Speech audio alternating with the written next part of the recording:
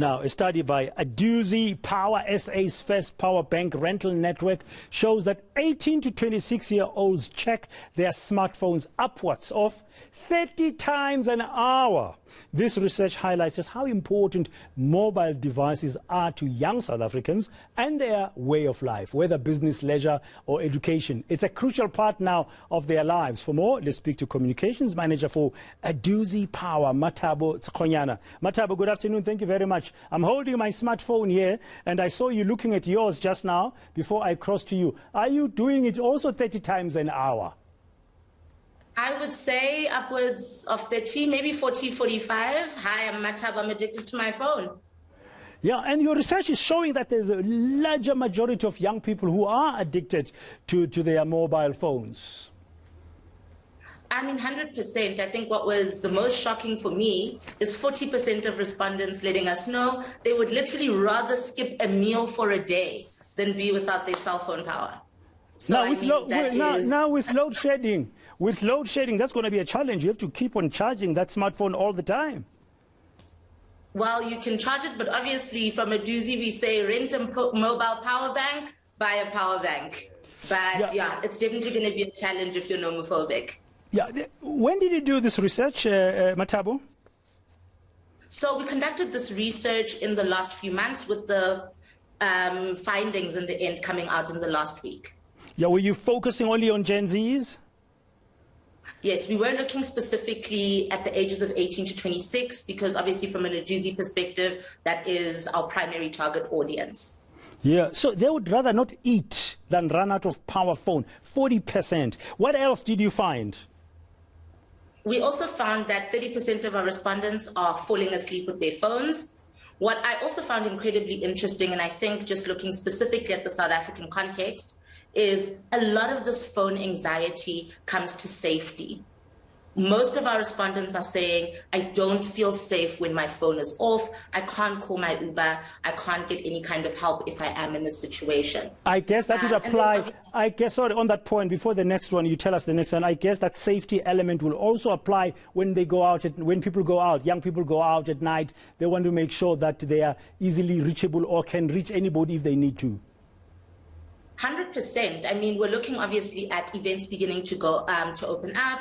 We're looking at that 18 to 26-year-old age group beginning to go out more and go out later. What we know with smartphones these days is your battery isn't going to last the whole day. So that kind of nomophobia, that separation anxiety is incredibly prevalent, even now more than before. So smartphones are now really an extension of the young person's lives in South Africa, are they?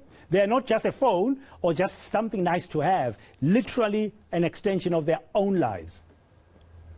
100%. I think if we look at, number one, the way that people are consuming media even today, most people are, trying to find a live stream to watch this. You're looking at your Twitter feed. You are maybe you're a content creator, you're creating content there. If you're a working person, we know that especially post-COVID, people are, doing their Teams calls, their Zoom calls on their phone. So it really has become an extension of what you do, what you are. That's how people are making money. That's how we're staying connected with our broader world.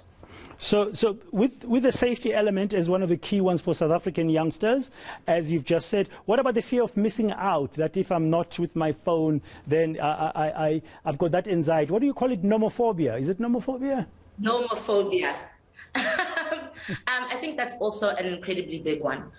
We know that for especially this age group, there is a lot of FOMO. We also look at the way that people and brands and everyone kind of interacts. How much time do people spend on their Instagram stories, watching what other people are doing, posting their own stories, even going as far as to check who is checking my story. So in the end, you don't want to miss out. There's become, I think, even post-COVID, a bigger community aspect, a bigger connection aspect, a bigger aspect of I want to see what cool things are going on and be a part of them. I don't want to miss out. So, I mean, with this kind, I mean, they say it's one thing to have the data, do the research. I mean, it's how you're going to use it, and what do you hope as Adoozy that people will take this and use it, and how would they use it? I'm thinking, for example, just yesterday I was interviewing a parliamentarian about the elections in South Africa that are coming up in 2024, which will be 30 years since democracy, and many young people will be voting for the first time if they choose to participate in the democracy. For example, your research is showing us that that's where you find them. You find them on the smartphones. Maybe that's what the 100%. Politicians and other people should consider in their strategies of communication. 100%.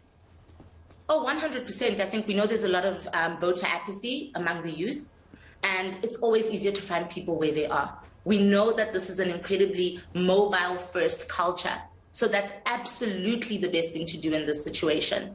And then also when you look at issues, what phones do around democratizing information, that's also a critical element. People aren't necessarily going out on a Sunday anymore and getting a newspaper. If government wants to reach the youth, this is where they're going to find them, on their iPhone 13.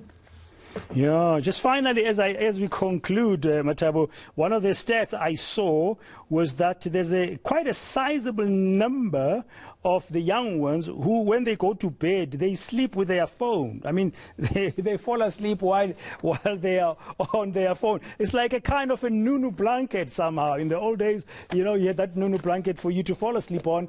Their smartphone has become or something like that. That's very interesting. I mean, for me, again, I am one of them, even though I may not be exactly in their age bracket. But absolutely. I think what's also interesting to show just how, close people are to their phones. We're also seeing that 85% of people are taking their phones to the loo. It means I don't even want to be separated long enough from my phone to simply take care of my business. People simply don't want to be without their phones. Thank you very much for sharing with us those insights from your research there as Adoozy Power. That's Mathabo Sekhonyana, Communications Manager. Fascinating stuff. The new world that we live in. You fall asleep, you're holding it. You go to the loo, you're having it. You rather not have food. If it goes off power, you prefer that. One interesting, but that's a new world.